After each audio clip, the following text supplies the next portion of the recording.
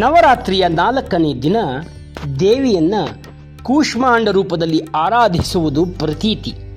ಪುರಾಣಗಳ ಪ್ರಕಾರ ತನ್ನ ನಗುವಿನಿಂದಲೇ ವಿಶ್ವವನ್ನು ನಿರ್ಮಿಸಿದ ಕಾರಣ ಸೃಷ್ಟಿಕರ್ತನ ರೂಪದಲ್ಲಿ ಆರಾಧಿಸಲಾಗುತ್ತದೆ. ಈ ದಿನದಂದು ದೇವಿಗೆ ಪ್ರಿಯವಾದ ಬೂದಗುಂಬಳದಲ್ಲಿ ತಯಾರಿಸಿದ ಖಾದ್ಯಗಳನ್ನು ಅರ್ಪಿಸುವುದು ರೂಢಿಯಲ್ಲಿದೆ.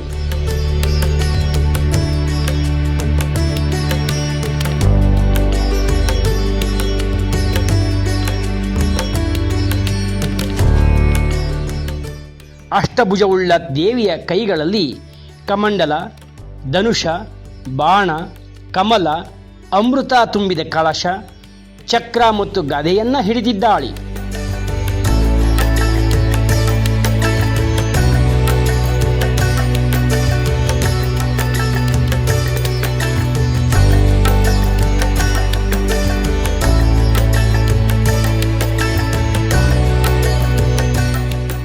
ನವರಾತ್ರಿಯ ಪರ್ವಕಾಲದಲ್ಲಿ ನಾವಿಂದು ವಿಶೇಷವಾಗಿ ಶ್ರೀ ಹಾಸನಾಂಬಾ ದೇವಿಯ ದರ್ಶನವನ್ನು ಮಾಡಿ ಬರೋಣ.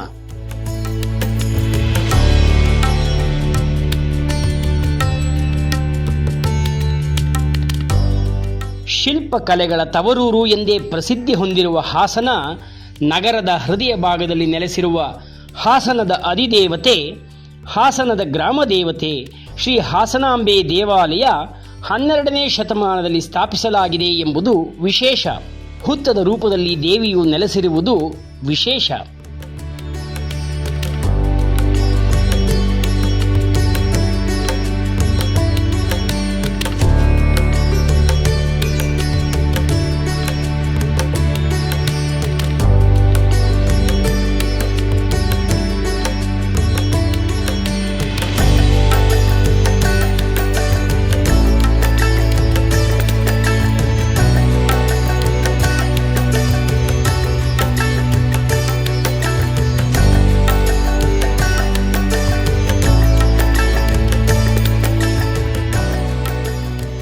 ಸಪ್ತ ಮಾತೃಕೆಯರಾದ ಬ್ರಾಹ್ಮೀ ದೇವಿ, ಮಾಹೇಶ್ವರಿ, ಕೌಮಾರಿ, ವೈಷ್ಣವಿ, ವಾರಾಹಿ, ಇಂದ್ರಾಣಿ ಮತ್ತು ಚಾಮುಂಡಿಯರು ವಾರಣಾಸಿಯಿಂದ ವಾಯುವಿಹಾರದ ನಿಮಿತ್ತ ದಕ್ಷಿಣದ ಕಡೆಗೆ ಬಂದರು.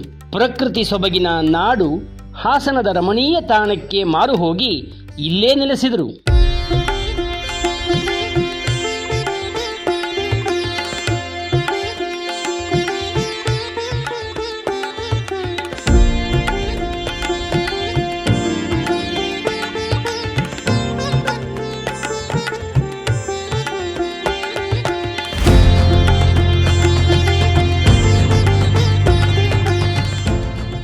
ಹಾಸನಾಂಬೆಯು ಇಲ್ಲಿ ನೆಲೆಸಿರುವುದರಿಂದ ಹಾಸನ ಎಂದು ಹೆಸರು ಬಂದಿದೆ ಎಂಬುದಾಗಿದೆ.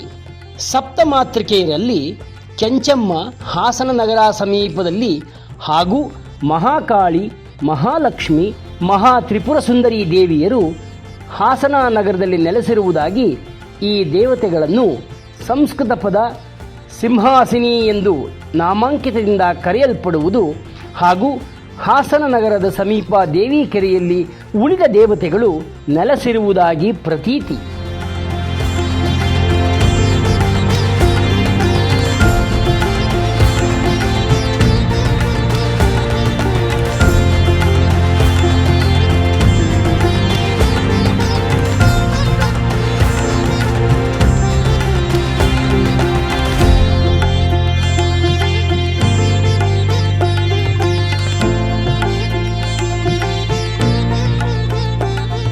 ಪ್ರತಿ ವರ್ಷಕ್ಕೊಮ್ಮೆ ಅಶ್ವಯುಜ ಮಾಸದ ಹುಣ್ಣಿಮೆಯ ನಂತರ ಬರುವ ಗುರುವಾರ ದೇಗುಲದ ಬಾಗಿಲು ತೆರೆದರೆ ಬಲಿಪಾಡ್ಯಮಿಯ ಮಾರನೆಯ ದಿನ ಸೋದರ ಬಿದಿಗೆ ಎಂದು ಶಾಸ್ತ್ರೋಕ್ತವಾಗಿ ಪೂಜೆ ಸಲ್ಲಿಸಿ ಬಾಗಿಲನ್ನು ಮುಚ್ಚುವ ವಾಡಿಕೆ ಇಂದಿಗೂ ಸಹ ಮುಂದುವರೆದಿದೆ.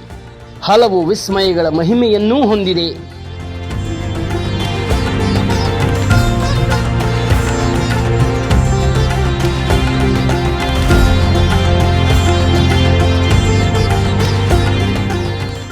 ಶ್ರೀ ಹಾಸನಾಂಬಾ ದೇವಿಯ ದೇವಾಲಯ ಬಲಿಪಾಡ್ಯಮಿಯ ಮಾರನೇ ದಿನ ಪೂಜೆ ಸಲ್ಲಿಸಿ ದೀಪ ಹಚ್ಚಿ ಬಾಗಿಲು ಮುಚ್ಚಿದರೆ ಮತ್ತೆ ದೇಗುಲ ತೆರೆಯುವುದು ವರ್ಷದ ಬಳಿಕ.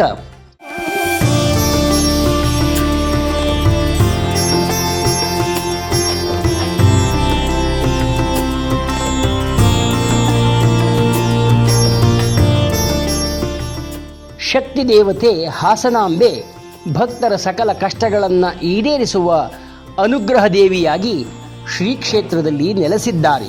ವರ್ಷದಲ್ಲಿ ಒಮ್ಮೆ ಕ್ರಮೇಣವಾಗಿ ಸುಮಾರು 9 ದಿನಗಳಿಂದ 15 ದಿನಗಳ ಕಾಲ ಭಕ್ತರಿಗೆ ದರ್ಶನವನ್ನು ಕರುಣಿಸುವ ದೇವಿಯ ಮಹಾತ್ಮೆ ಅಪಾರ.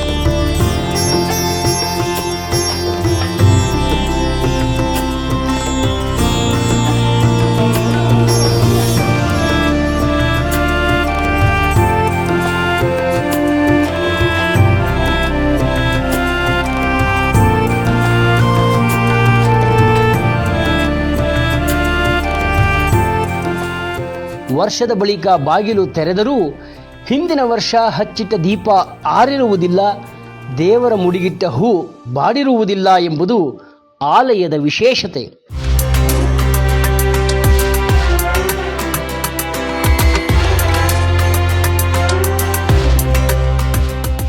ದೇವಾಲಯದ ಪ್ರಾಂಗಣದಲ್ಲಿ ಸಿದ್ದೇಶ್ವರ ಸ್ವಾಮಿಗಳ ಭವ್ಯ ಆಲಯವನ್ನು ಸಹ ದರ್ಶಿಸಬಹುದಾಗಿದೆ.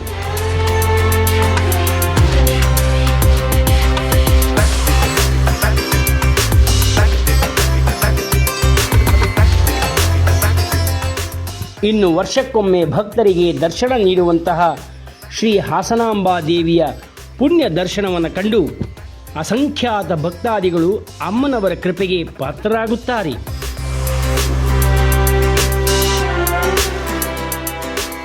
ನವರಾತ್ರಿ ಪರ್ವಕಾಲದಲ್ಲಿ ಶ್ರೀ ಹಾಸನಾಂಬಾ ದೇವಿಯ ವೈಶಿಷ್ಟ್ಯಮಯ ದರ್ಶನದೊಂದಿಗೆ ದೇವಿಯ ಕೃಪೆ ಸರ್ವರಿಗೂ ಲಭಿಸಲಿ ಎಂದು ಹಾರೈಸೋಣ.